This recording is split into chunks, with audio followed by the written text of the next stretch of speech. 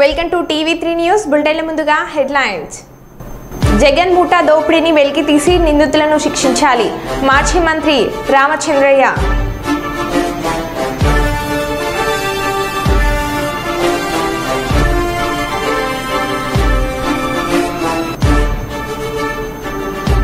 విమానాశ్రయం చేరుకున్న ఉప ముఖ్యమంత్రి జనసేన అధినేత పవన్ కళ్యాణ్.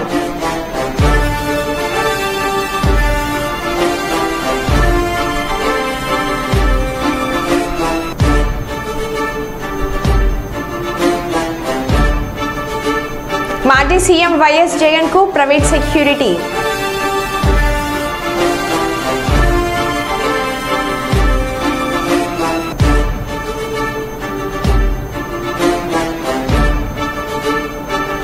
వలస కూలీల భద్రత యజమానులదే అని అన్నారు పెద్దపల్లి ఏసీపీ గజకృష్ణ.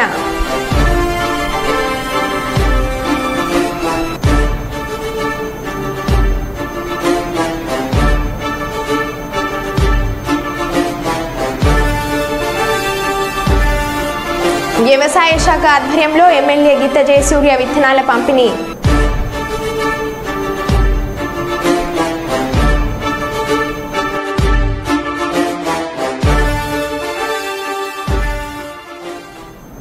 ఇక వివరాల్లోకి వెళ్తే తీహార్ జైలుకు చేరుకున్న మాజీ మంత్రులు సబితా ఇంద్రారెడ్డి, సత్యవతి రాథోడ్. ఎమ్మెల్సీ కవితను ములాఖాత్లో భాగంగా కలిసిన సబితా ఇంద్రారెడ్డి, సత్యవతి రాథోడ్.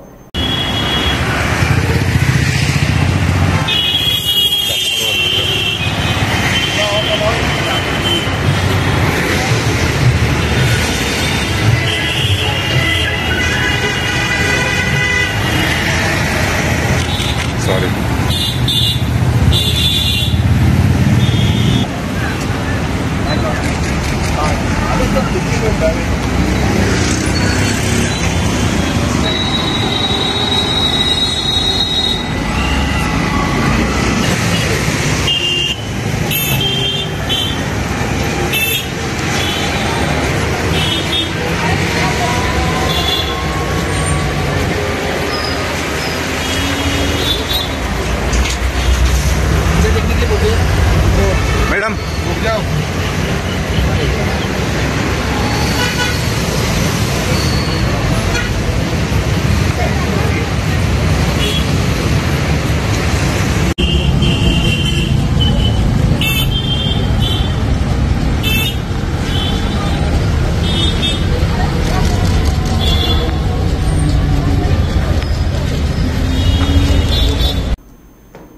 క్యాతన్పల్లి మున్సిపాలిటీలో బక్రీద్ వేడుకలు ముస్లిం మైనార్టీ వెల్ఫేర్ కమిటీ అధ్యక్షులు అబ్దుల్ అజీజ్ ఆధ్వర్యంలో ఘనంగా నిర్వహించారు. స్థానిక పాత పోలీస్ స్టేషన్ సమీపంలో ఉన్నటువంటి ఈద్గా వద్ద ముస్లిం మత పెద్దలు ప్రత్యేక ప్రార్థనలు చేశారు. ముస్లిం సోదరులు ఒకరినొకరు శుభాకాంక్షలు తెలుపుకుంటూ అలై భలై చేసుకున్నారు. ఈ సందర్భంగా బిలాల్ మజీద్ హజీబ్, అబ్దుల్ అజీజ్, మదీనా మజీద్ ఇమాం అక్బర్ అలీ, మత పెద్దలు అక్బర్ అలీ, యాకూబ్ అలీ, డాక్టర్ సలీం బియాబానీ మాట్లాడుతూ త్యాగానికి ప్రతి రూపకంగా బక్రీద్ పండుగను ఘనంగా నిర్వహించడం జరుగుతుందని వారు తెలిపారు. భారతదేశం భిన్నత్వంలో ఏకత్వం కలిగిన దేశమని ప్రతి ఒక్కరూ సోదర భావంతో కలిసిమెలిసి పండుగను జరుపుకోవాలని వారు సూచించారు.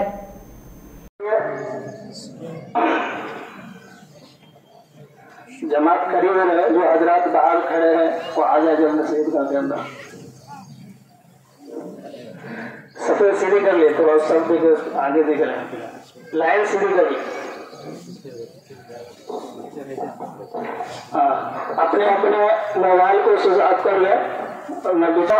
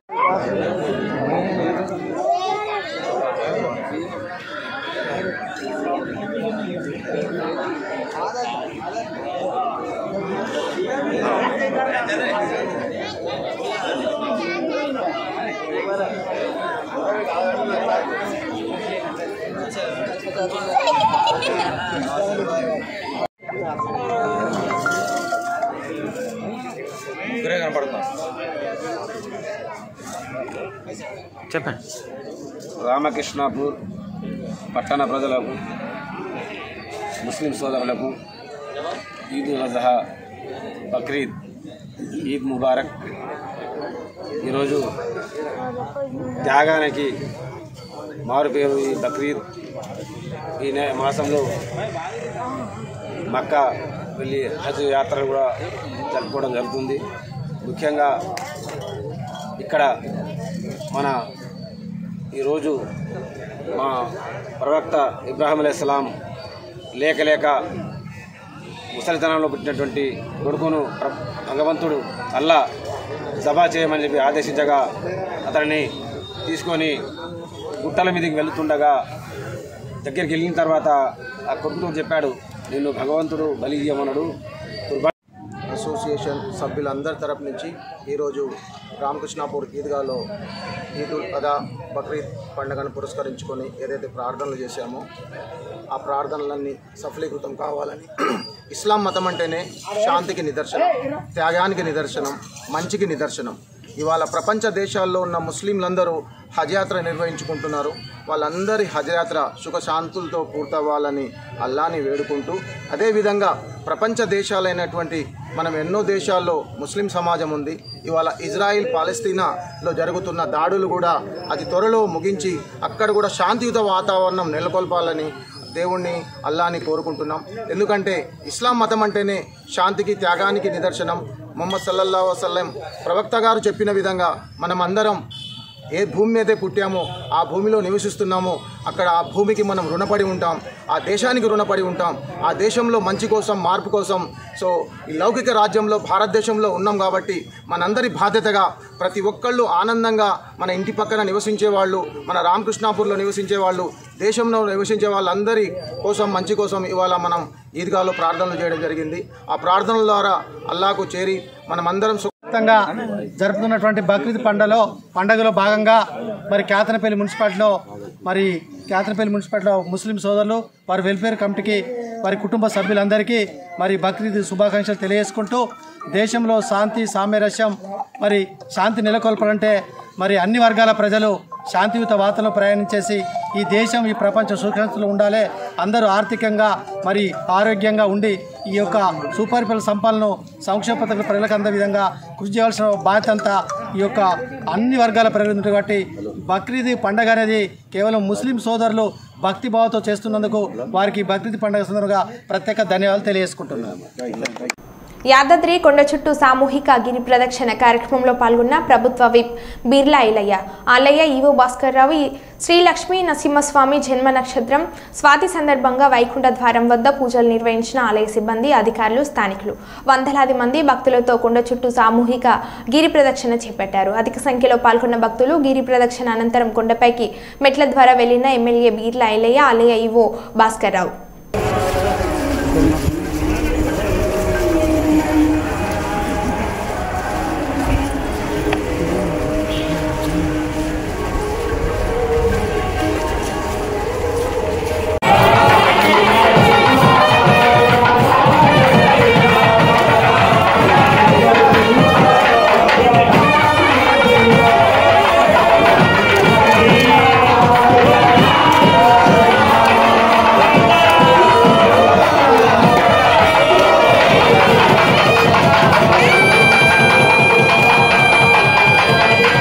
వరంగల్ ఓసిటీ క్రీడా మైదానంలో వాకర్లకు ఇబ్బందులు తప్పడం లేదు.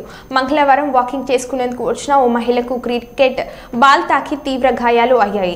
మైదానంలోకి అవుటర్స్ వచ్చి క్రికెట్ ఆడడం వల్ల పలుమార్లు వాకర్స్కి దెబ్బలు తగులుతున్నాయి. పలుమార్లు DYOS సత్యవానికి ఫిర్యాదు చేసినా పట్టించుకోవడం లేదని ఆవేదన వ్యక్తం చేస్తున్నారు. ఇప్పటికైనా స్పందించి అవుటర్స్ ఇక్కడ క్రికెట్ ఆడకుండా చూడాలని కోరుతున్నారు. నాకు చూపు తాగింది 27 ఖర్చు పెట్టుకున్నా నేను అప్పుడు అక్కడ మీరే కొట్టిళ్ళు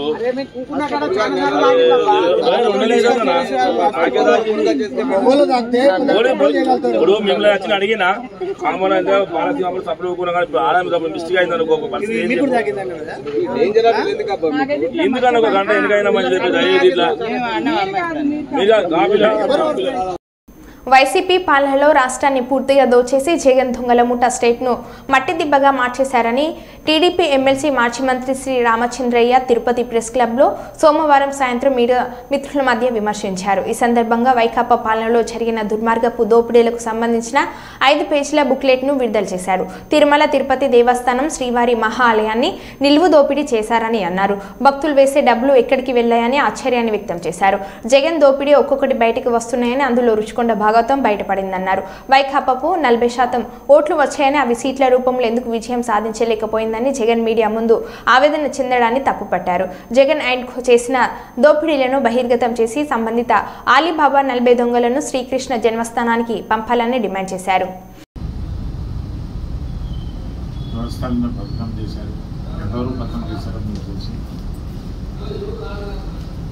ఆ పతనం ద్వారా వాళ్ళు ఎంతవరకు సంపాదించారో కూడా తెలుసు.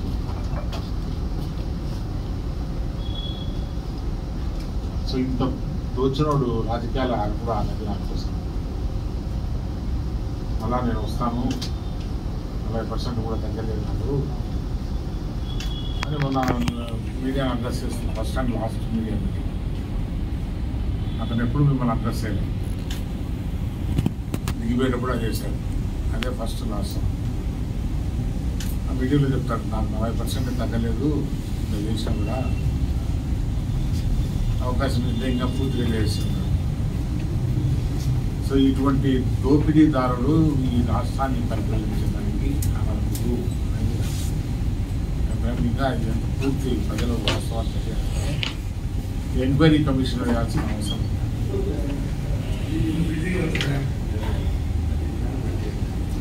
మనం చరిత్రలో చాలా పాఠాలు చదివాము. చరిత్ర చదివాము. జపాన్ పైన హిరోషిమా నాగసాకి బాంబ్స్ వేయడం, అంటే అమెరికా గడ్డి కూడా మలవనేటువంటి పరిస్థితి ఏర్పడింది. ఈ గుడిని ప్రాంతాలు గడ్డి కూడా మల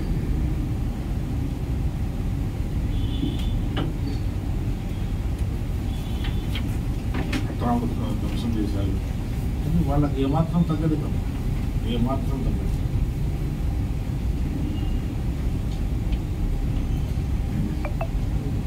పంతొమ్మిది 24 మధ్య 5 years రూల్ చేశారు. ఈ రాష్ట్రం మట్టి దిబ్బగా మార్చేశారు. ఆంధ్రప్రదేశ్లో ఒక మట్టి దిబ్బగా మార్చేశారు. ఇది మాత్రం అంతసేపు వ్యవస్థలని దారుణంగా పడతాం. కొంతకాలము ఎలక్టెడ్ గవర్నమెంట్స్ లేకున్నా కూడా ఈ సిస్టమ్స్ రన్ చేస్తాయి ఎక్కడ సార్. ఒకప్పుడు అడ్వైజర్ ఉన్నాడు గవర్నర్. రంగారెడ్డి జిల్లా అబ్దుల్లాపూర్ మేట్ మండలం బ్రాహ్మణపల్లికి చెందిన భోగిని జంగయ్య, మన్సూరాబాద్కు చెందిన శేఖర్ రెడ్డి, ఎండి మహమ్మద్ ముగ్గురు కలిసి పథకం వేసి తుర్కా యంజల్ శ్రీరామ్ నగర్లో నివాసం ఉండే ఓ చాక్లెట్ కంపెనీ యజమాని తిరుమనాథురై ఇంట్లో 950 కోట్ల నల్లధనం ఉందని ఒక వ్యక్తి ద్వారా తెలుసుకున్నారు. ఆ నల్లధనాన్ని ఎలాగైనా కొట్టేయాలని అంతా కలిసి పథకం వేసి నల్లధనం ప్లేస్లో నల్ల కాగితాలు పెట్టడానికి అవి తీసుకొని ఈ నెల 10వ తేదీన అర్ధరాత్రి 1 గంటలకు చాక్లెట్ కంపెనీ ఓనర్ ఇంట్లోకి ప్రవేశించి ప్రధాన ద్వారాన్ని ఆయుధాలతో ధ్వంసం చేసేందుకు ప్రయత్నిస్తుండగా శబ్దం రావడంతో యజమాని తిరుమనాథురై అప్రమత్తమై సీసీ కెమెరాలను పరిశీలించారు. కొందరు ఇంట్లోకి వస్తున్నట్లు గుర్తించి 100కి కాల్ చేశాడు. పోలీసులు ఘటన స్థలానికి చేరుకునేలోపు నిందితులు అక్కడి నుంచి పరారయ్యారు. ఆదిపట్ల పోలీసులు కేసు నమోదు చేసి సీసీటీవీ ఫుటేజ్లు పరిశీలించి నిందితులను పట్టుకున్నారు.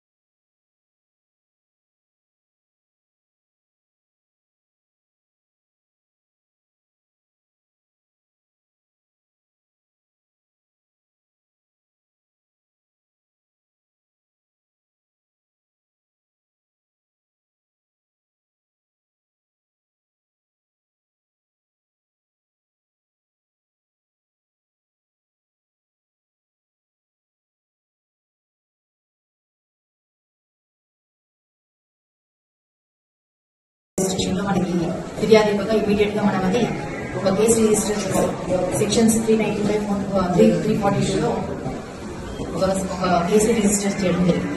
తర్వాత అక్కడ ఉన్నటువంటి క్లూస్ ఆధారంగా దాని యొక్క గ్రావిటీని తెలుసుకుని ఇమీడియట్ గా SHO ఆదిపట్ల రాఘవేందర్ రెడ్డితో ఒక క్రైమ్ టీమ్ ని SI కృష్ణ టీమ్ ని ఇమీడియట్ గా ఏర్పాటు చేసి దీని మీద మళ్ళీ క్రైమ్ ట్రాకింగ్ అనేది ఒకటి చేయడం జరిగింది. ఇందులో మనకి ఉన్నటువంటి క్లూస్ ఆధారంగా ఈ రోజు చింతలకుంట KS బేకరీ మనసలిపురం లిమిట్స్ లో మళ్లీ సమావేశమైనటువంటి ఈ అఫెండర్స్ ని మొదటగా 17 మంది వ్యక్తుల్ని మనం ఈ బేకరీ నందు ఈ రోజు అప్రహెండ్ చేయడం జరిగింది. ఈ కేసు యొక్క వివరాలకు వెళ్తే భూగిని జంగయ్య అనే వ్యక్తి బ్రాహ్మణపల్లి ఆదిపట్ల PS లిమిట్స్ లో బ్రాహ్మణపల్లి అనే ప్లేస్ లో ఉంటూ అతని స్నేహితులైనటువంటి శేఖర్ రెడ్డి, మహమూద్ ఈ ముగ్గురు కలిసి ఎలాగైనా సరే ఈజీగా డబ్బు సంపాదించాలని చెప్పేసి వాళ్ళు ఫ్రీక్వెంట్ గా ఇంటరాక్ట్ అవుతున్న సమయంలో తుర్కయంజాల్లో ఉన్నటువంటి తుర్మన్ తురై అనే ఒక చెన్నై బిజినెస్ మ్యాన్ చాక్లెట్ వ్యాపారి అతని ఇంట్లో భారీగా నల్ల డబ్బు 950 కోట్ల వరకు భారీగా నల్ల డబ్బు ఉందన్న ఇన్ఫర్మేషన్ ఆ ఇంట్లో పనిచేస్తున్నటువంటి పాత వాచ్మెన్ అది ఎలాగైనా కాజేయాలన్న ఉద్దేశంతో ఒక సూపర్స్టిషియస్ బిలీఫ్స్ తో ఒక పూజారిని కాంటాక్ట్ చేయడం జరుగుతుంది. ఆ పూజారిని కూడా ఆ ఇంటి దగ్గరికి తీసుకొచ్చేసి వెక్కి చేయించి నిజంగానే ఆ ఇంట్లో నల్లధనం ఉందా లేదా అనే విషయాన్ని అతన్ని తెలియజేయవలసిందిగా రిక్వెస్ట్ చేసి అతనితో మాట్లాడుకున్న తర్వాత మళ్ళీ ఆ పూజారి మళ్ళీ రాలేదు.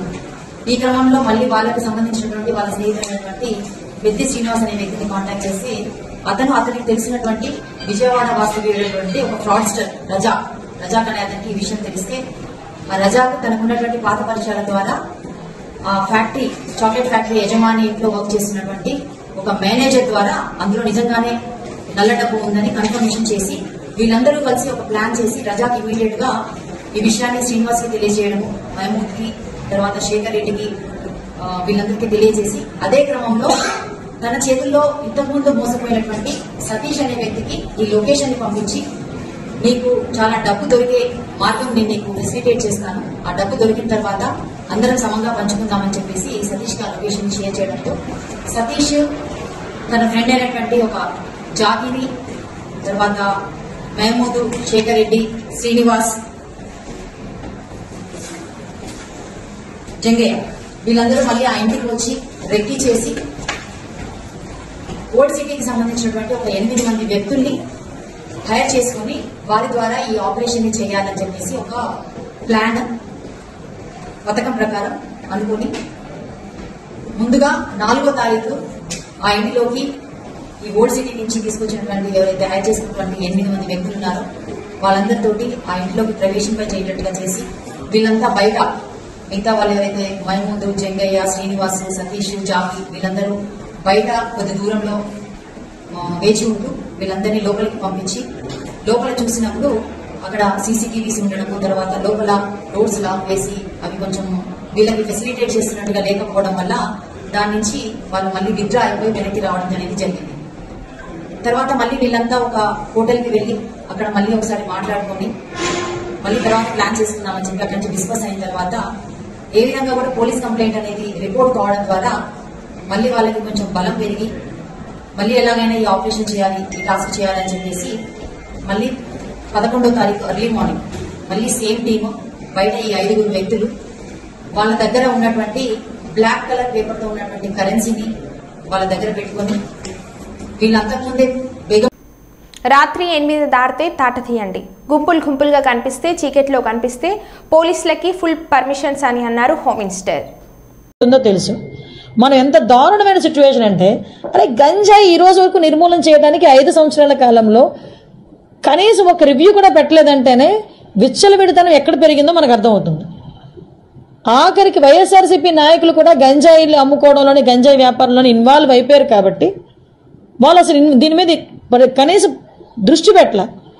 ఏమండి చింతపల్లి నుంచి జీమాడుగల్ నుంచి అటువైపు నుంచి అదేవిధంగా మనకు ఒడిశా నుంచి ఇలాంటి మల్టిపుల్ ప్లేసెస్ నుంచి మనకి గంజాయి సరఫరా అవుతుంది.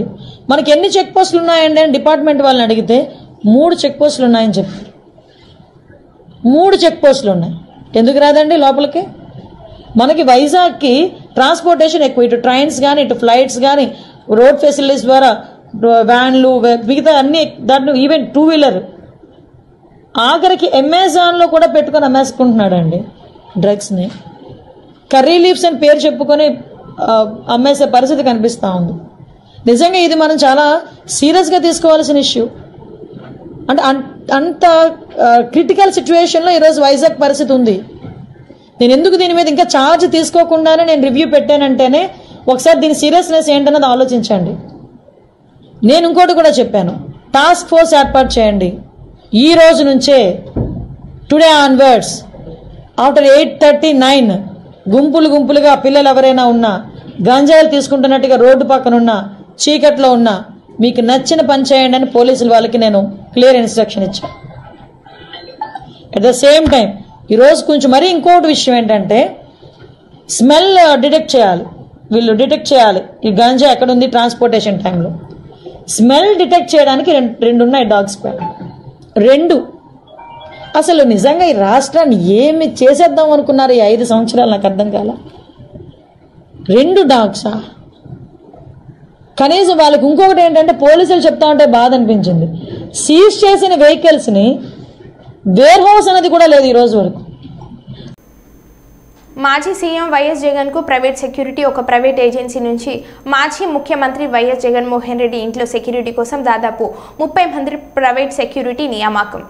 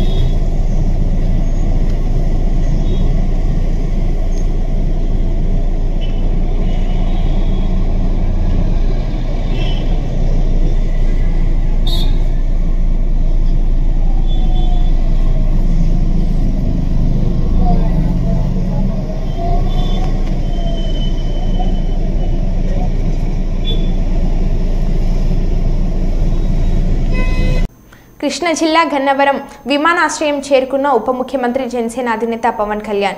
రోడ్డు మార్గం ద్వారా సీఎం క్యాంప్ కార్యాలయానికి వెళ్లిన పవన్ కళ్యాణ్ కు Y plus security deputy CM Pawan Kalyan కు భద్రత పెంచింది. ఆయనకు వైప్లేస్ సెక్యూరిటీతో పాటు ఎస్కార్ట్ బుల్లెట్ ప్రూఫ్ కార్ను కేటాయించింది. కాగా ఇవాళ సచివాలయం వెళ్లనున్న పవన్ తన ఛాంబర్ను పరిశీలించనున్నారు. రేపు ఆయన డిప్యూటీ సీఎంగా బాధ్యతలు స్వీకరిస్తారు.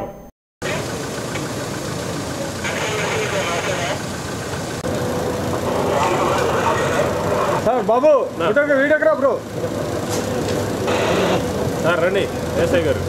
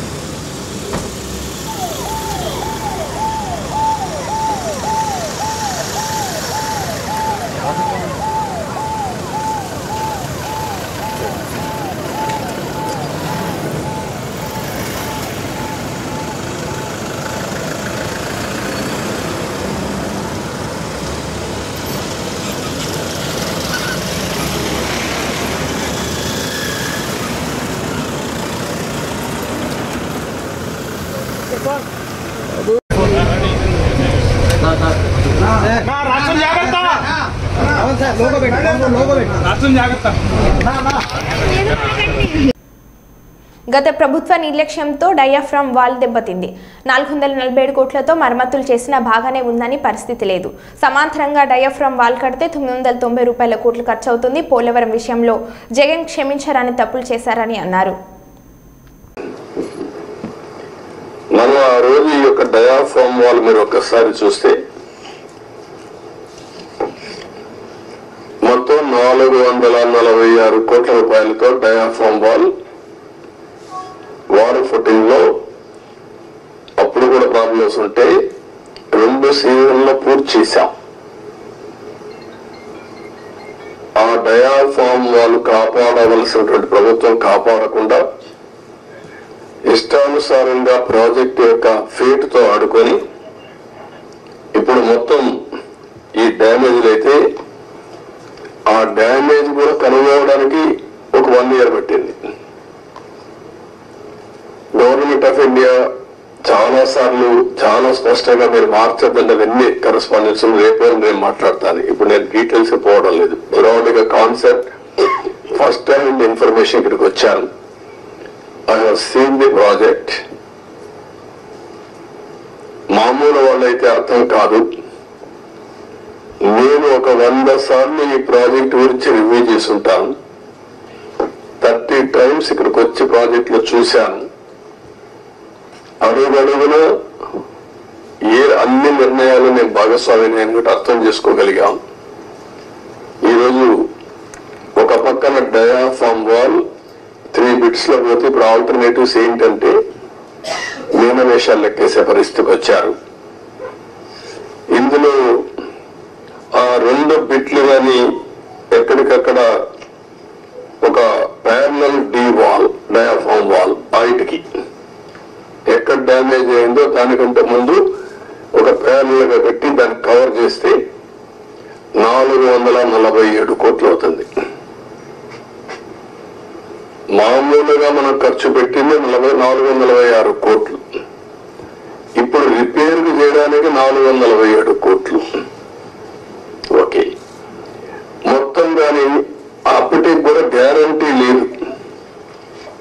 ఈ డయాఫ్రామ్ వాల్ ఈ ప్యారల్ గా 447 కోట్లు ఖర్చు పెడితే మిగిలిన భాగం అంతా పర్ఫెక్ట్ గా ఉంది, ఇంక ఇబ్బంది లేదు అనే పరిస్థితి లేదు. కాదు, మొత్తం డయాఫ్రామ్ వాల్ ప్యారల్ గా కట్టాలంటే 990 కోట్లు. ఇది ఒక భాగం. కాఫర్ డ్యాములు పైన కాఫర్ డ్యామ్ ఉంది, కిందన కాఫర్ డ్యామ్ ఉంది. 550 కోట్ల రూపాయలతో పైన. మరో బులెటిన్లో మళ్ళీ కలుద్దాం. Stay tune.